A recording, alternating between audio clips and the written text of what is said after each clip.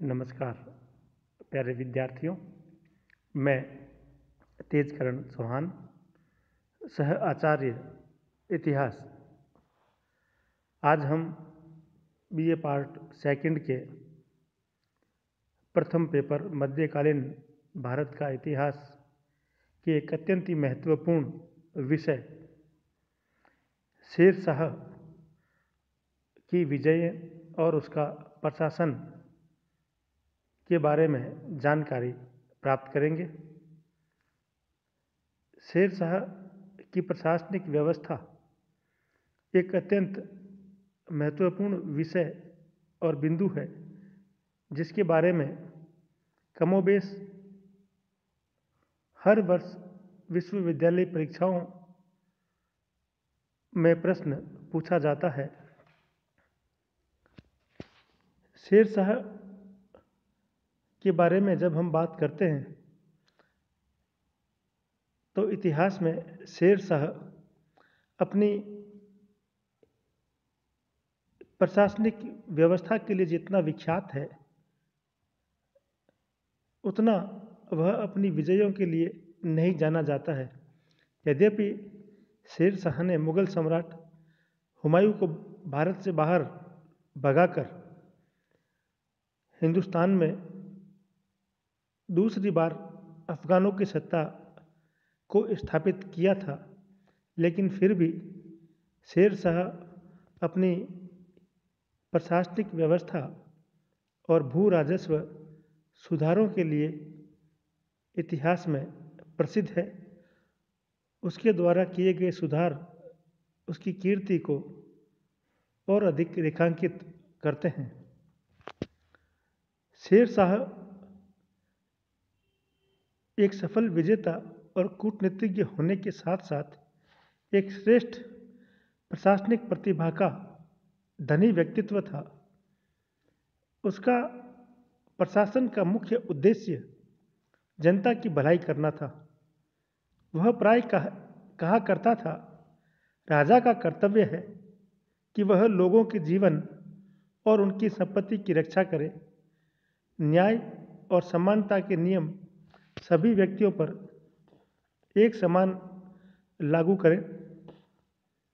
वह अपने अधिकारियों को कठिन अनुशासन में रखे ताकि वे प्रजा के साथ अनुचित व्यवहार न कर सके। प्रोफेसर श्री राम शर्मा भी लिखते हैं कि जो लोग यह कहते हैं कि बाबर के पास समय का अभाव था, इसीलिए वह सुचारू रूप से प्रशासन का कार्य करने में असमर्थ रहा, वे शेर शाह के प्रशासन के कार्यों को देखते हुए अवश्य अपने शब्दों को वापस लेने में संकोच नहीं करेंगे। अबुल फजल लिखता है कि शेर शाह ने अलाउद्दीन खिलजी की योजनाओं को अपना लिया था। इसी आधार पर डॉक्टर त्रिपाठी और डॉक्टर परमात्मा शरण भी लिखते हैं कि शेर शाह वास्तव में एक व्यवस्था सुधारक था, मौलिक व्यवस्थापक नहीं। किंतु इस प्रकार की धारणाएं केवल मात्र मिथ्या तथ्यों पर आधारित है और जो उचित नहीं है। प्रोफेसर क्रुक और प्रोफेसर कानूनगो ने तथ्यों के आधार पर यह सिद्ध करने का प्रयास किया है कि शेर शाह ने अपने प्रशासन को मौलिक स्वरूप देने का प्रयास किया था। संभव है उसने अपने पूर्ववर्ती शासकों से कुछ बातें ग्रहण की हो। अब्बास खां सरवानी ठीक ही उसके बारे में लिखते हैं, उसने देश की समृद्धि और प्रजा की भलाई के लिए कुछ नियम बनाए, जिसका आधार उसके निजी विचार, विद्वानों के ग्रंथों से लिए गए सिद्धांत दोनों ही थे। वस्तुतः शेर शाह की प्रशासनिक योग्यता की जानकारी हमें उसके पिता की जागीर के प्रबंधक रहते समय किए गए कार्यों के रूप में देखने को मिलती है। शेर शाह ने शासन संभालने के पश्चात अपना जो व्यवस्था लागू करने की दिशा में कदम उठाया, शेर शाह का शासन एक तांत्रिक व्यवस्था था। वह स्वयं कानून बनाता था और स्वयं ही लागू करता था। यद्यपि उसके पास पर्याप्त मंत्री थे, किंतु वे केवल राजा की आज्ञा का पालन करते थे। अब्बास खां लिखता है कि शेर शाह शासन के प्रत्येक कार्य को स्वयं देखता था, चाहे वह कार्य छोटा हो या बड़ा।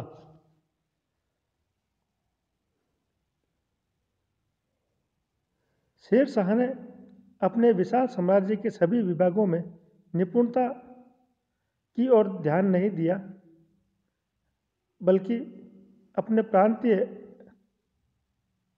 शासन की तरफ भी वह ध्यान नहीं दे पाया, किंतु उसने केंद्रीय शासन व्यवस्था को एक मजबूत आधार पर खड़ा किया।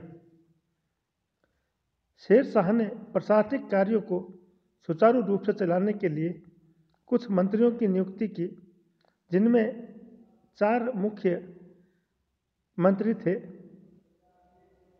ये विभाग उन मंत्रियों के अधीन थे। पहला विभाग था दीवाने वजारत।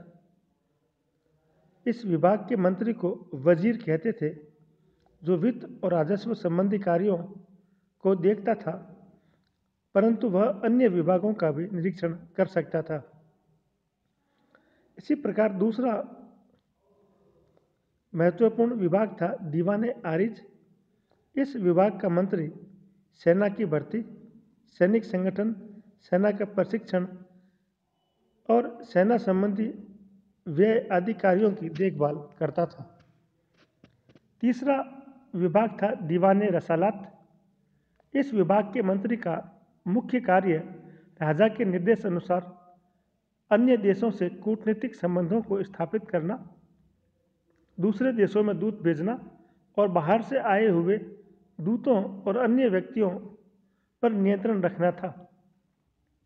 चौथा विभाग था दीवाने इंसा। इस विभाग का मुख्य कार्य शाही घोषणाओं का प्रारूप तैयार करना, सरकारी निर्णय से प्रांतीय शासकों को अवगत कराना और सरकारी प्रलेखों को संभाल कर रखना। इन 4 विभागों के अतिरिक्त 2 और विभाग भी थे, जो अपेक्षाकृत गौण थे। पहला दीवाने कजा, जो प्रधान काजी के नियंत्रण में होता था। प्रधान काजी अभियोगों और अपीलों की सुनवाई करता था और निर्णय देता था। दूसरा दीवाने बरीद, जो एक प्रकार से गुप्तचर विभाग होता था। राज्य की प्रत्येक महत्वपूर्ण घटना की सूचना देना इसी का काम था। डाक का कार्य भी यही व्यक्ति करता था। इसके अतिरिक्त एक खाने सामा नामक अधिकारी बादशाह के व्यक्तिगत गृह प्रबंध और शाही महल के सैकड़ों नौकरों पर नियंत्रण रखने हेतु रखा गया था। केंद्रीय शासन के साथ साथ प्रांतीय शासन भी शेर शाह ने संगठित करने का प्रयास किया था। शासन को सुचारू रूप से चलाने के लिए शेर शाह ने राज्य को अनेक भागों में बांट दिया था। कानूनगो के अनुसार शेर शाह ने राज्य को सरकार के रूप में बांटा था, जबकि परमात्मा शरण कहते हैं उसने राज्य को प्रांतों के रूप में बांटा था। इन भूभागों को इक्ता कहा जाता था। राज्य की सबसे बड़ी इकाई का शासन प्रबंध मुख्य सिकदार और मुख्य मुंसिफ के हाथों में होता था। मुख्य सिकदार एक सैनिक अधिकारी था, जो कानून और व्यवस्था बनाए रखता था और फौजदारी मुकदमों की सुनवाई कर उन पर निर्णय देता था। परंतु परगनों के सिकदार इसके अधीन होते थे। मुख्य मुंसिफ एक असैनिक अधिकारी होता था। संभवतः मुख्य सिकदार मुख्य मुंसिफ के साथ अदालत में बैठता था। इन दोनों अधिकारियों को सहायता देने के लिए अनेक कारकुन होते थे, जिन्हें वेतन और भत्ते सरकार या प्रांत की वार्षिक आय में से दिए जाते थे। शेर शाह स्वयं इन दोनों अधिकारियों के अधिकारों की सीमा निर्धारित करता था। इसी प्रकार परगनों की शासन व्यवस्था भी स्थापित की गई थी। राज्य की सबसे बड़ी इकाई को अनेक परगनों में बांटा गया था। प्रत्येक परगने का शासन प्रबंध सिकदार, मुंसिफ, खजांची और कारकुन के हाथों में था। सिकदार का कार्य चोर, डाकू और विद्रोहियों को कुचलकर शांति व्यवस्था स्थापित करना। मुंसिफ का कार्य राजस्व वसूली और भूमि की पैमाइश करवाकर भूमि कर निश्चित करना होता था। यदि कोई किसान समय पर निर्धारित भूमि कर नहीं देता था तो मुंसिफ उन्हें दंड दे सकता था। खजांची परगने के खजाने का अध्यक्ष होता था, जिसका मुख्य कार्य रकम एकत्रित करना और इसकी सूचना सिकदार को भेजना था। प्रत्येक परगने में 2 कारकुन होते थे, एक हिंदी में तथा दूसरा फारसी में फैसलों का रिकॉर्ड रखता था और मुंसिफ के कार्यों में सहयोग प्रदान करता था। इसी प्रकार शासन की सबसे छोटी इकाई गांव थी। गांव की शासन व्यवस्था में प्रत्येक गांव में एक मुकदम होता था जो किसानों से राजस्व वसूल करके उसे राज्य के कोष में जमा कराता था। गांव में अपराधियों का पता लगाकर उनका पकड़ने का दायित्व भी उसी का होता था, किंतु यदि वह अपराधियों को पकड़ने में असफल रहता तो उसे कठोर दंड और कभी कभी प्राण दंड तक भी दे दिया जाता था। इसीलिए उसमें दायित्व की भावना जागृत होती थी। मुकदम के अतिरिक्त प्रत्येक गांव में पटवारी और चौकीदार थे। पटवारी भूमि कर का हिसाब रखता और चौकीदार उसकी सहायता करता था। प्रत्येक गांव स्वतंत्र ग्राम पंचायतों के अधीन होता था। ग्राम की सुरक्षा व सफाई तथा गांव के झगड़ों का निर्णय करना पंचायत का काम था। ग्रामीण जनता अपनी उपज बेच सके और आवश्यक वस्तुएं खरीद सके, इसके लिए 10 गांवों का एक मंडल बनाया गया था। इस मंडल के लिए सप्ताह में एक बार बाजार लगता था, जहां ग्रामीण जनता अपनी उपज बेचने और आवश्यक वस्तुएं खरीदने के लिए एकत्रित होती थी। इसी प्रकार शेर शाह ने भूमि कर व्यवस्था को बड़ी कुशलता के साथ लागू किया था,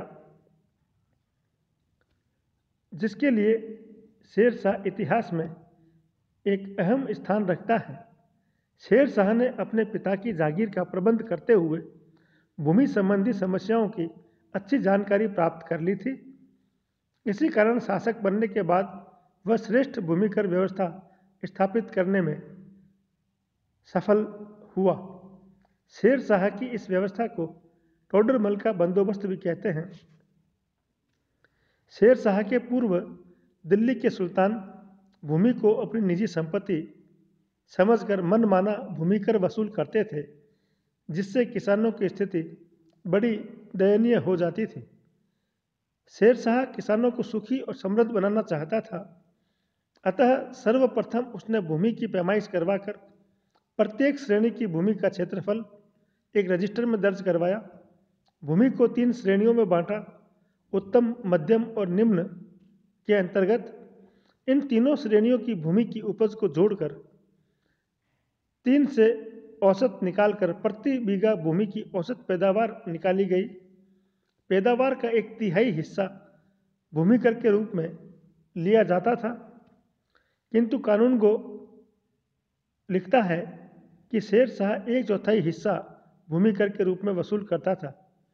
किसानों को यह स्वतंत्रता थी कि वे भूमि कर अनाज के रूप में दे या नकदी के रूप में। प्रत्येक किसान को उसकी भूमि का पट्टा दिया गया, जिससे किसान की भूमि का क्षेत्रफल, भूमि की स्थिति और किसान द्वारा अदा किए जाने वाला लगान दर्ज कर दिया गया था। प्रत्येक किसान को एक कबूलियत नामक प्रलेख पर हस्ताक्षर करने पड़ते थे, जिसके अंतर्गत किसान भूमि कर के नियमों को अपनी स्वीकृति प्रदान करता था। शेर शाह ने अपने कर्मचारियों को यह स्पष्ट आदेश दे रखा था कि पैमाइश के समय अत्यंत नम्रता बरते, किंतु भूमि कर वसूल करते समय नम्रता बिल्कुल न बरती जाए। शेर शाह ने अपने संपूर्ण राज्य में लगान की दर एक समान निश्चित नहीं की। राजपूताना, मालवा और मुल्तान में पूर्व की प्रणाली ही प्रचलित रही, जहां बटाई, कनकूत और नकदी प्रणाली चलती रही। भूमि कर के अतिरिक्त किसानों से अन्य कर भी वसूल किए गए। भूमि निरीक्षकों को मेहनता न देने के लिए जरीबाना नामक एक कर तथा भूमि कर वसूल करने वाले कर्मचारी के लिए मुहासिलाना नामक कर वसूल किए गए थे, जो अदा किए जाने वाले लगान का 2.5 से लेकर 5% तक होता था। दुर्भिक्ष और अकाल और प्राकृतिक प्रकोपों के लिए भंडार बनाए गए थे। इसके लिए किसानों से दह-ए-अस्तरी नामक कर लिया जाता था। किसानों को अपनी भूमि में सुधार करने हेतु ऋण दिया जाता था और किसी कारणवश फसल के नष्ट हो जाने पर राज्य की ओर से किसानों को क्षतिपूर्ति की जाती थी। शेर शाह ने अपनी सेना को आदेश दे रखा था कि युद्ध अभियान पर कूच करते समय खड़ी फसल को नुकसान बिल्कुल न पहुंचाएं। इस आदेश का उल्लंघन करने वाले सैनिकों को कई बार कठोर दंड भी दिया गया। शेर शाह के उपर्युक्त भूमि प्रबंध में अनेक दोष भी विद्यमान थे। प्रथम, औसत पैदावार के आधार पर जो लगान वसूल किया जाता था, उससे निम्न श्रेणी के किसान को हानि उठानी पड़ती थी। दूसरा, किसानों को भूमि कर के अतिरिक्त अनेक अन्य कर भी देने पड़ते थे, जिससे किसान बड़ा कष्ट में जीवन व्यतीत करते थे। तीसरा, वार्षिक बंदोबस्त के कारण किसानों को बड़ी असुविधा होती थी। चौथा, राजस्व विभाग के कर्मचारी घूसखोरी द्वारा अपनी आय बढ़ाते थे। इसीलिए शेर शाह 1 या 2 वर्ष बाद राजस्व विभाग के कर्मचारियों का स्थानांतरण कर दिया करता था। पांचवा, जागीरदारी प्रथा प्रचलित रहने के कारण जागीरदार अपनी जागीर का प्रबंध अपने गुमास्तों के द्वारा करवाते थे, जो किसानों की सुख सुविधा की ओर कोई ध्यान नहीं रखते थे। परंतु फिर भी इन दोषों के बावजूद शेर शाह की भूमि कर व्यवस्था पूर्व प्रचलित व्यवस्थाओं से अत्यंत श्रेष्ठ थी। इसी प्रकार शेर शाह ने एक उच्च कोटि का सैन्य प्रबंध भी स्थापित किया था। शेर शाह ने जितनी योग्यता से नागरिक प्रशासन में सुधार किया, उसी तत्परता और कुशलता से सेना पुनर्गठन भी किया। कानूनगो का मानना है कि शेर शाह ने अलाउद्दीन खिलजी की सैनिक प्रणाली को पुनर्जीवित कर उसे वास्तविक रूप में शाही संस्था बना दिया था। शेर शाह की सेना में 1.5 लाख घुड़सवार, 25,000 पैदल, 500 हाथी और एक श्रेष्ठ कोटि का तोपखाना था।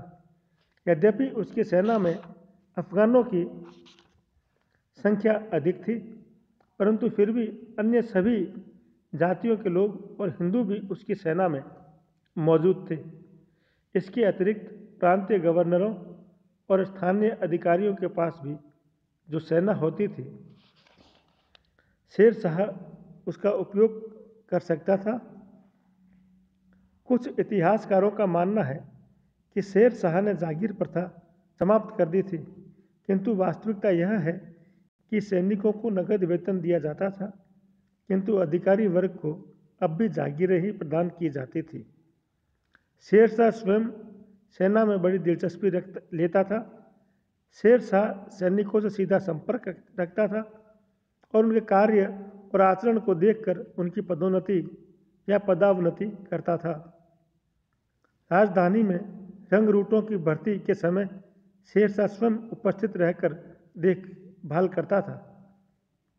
शेर शाह ने घोड़ों पर दाग लगाने की अलाउद्दीन की नीति को भी अपनाया, ताकि सरकारी घोड़ों का पता चल सके। एक रजिस्टर में प्रत्येक सैनिक का हुलिया रखे जाने की व्यवस्था पुनः शुरू हुई। इस व्यवस्था के कारण अब मरियल घोड़े और व्यक्तियों को निरीक्षण के अवसर पर लाना असंभव हो गया। सेना को कई भागों में विभाजित कर प्रत्येक भाग एक योग्य सेनापति के अधीन किया गया। सेना में कठोर कठोर अनुशासन लागू किया गया और अनुशासनहीनता पर कठोर दंड देने की व्यवस्था भी की गई। इसी प्रकार हम देखते हैं कि शेर शाह ने पर्याप्त रूप से सुधार किए या कुछ नवीन व्यवस्थाएं लागू करने का प्रयास किया। धन्यवाद।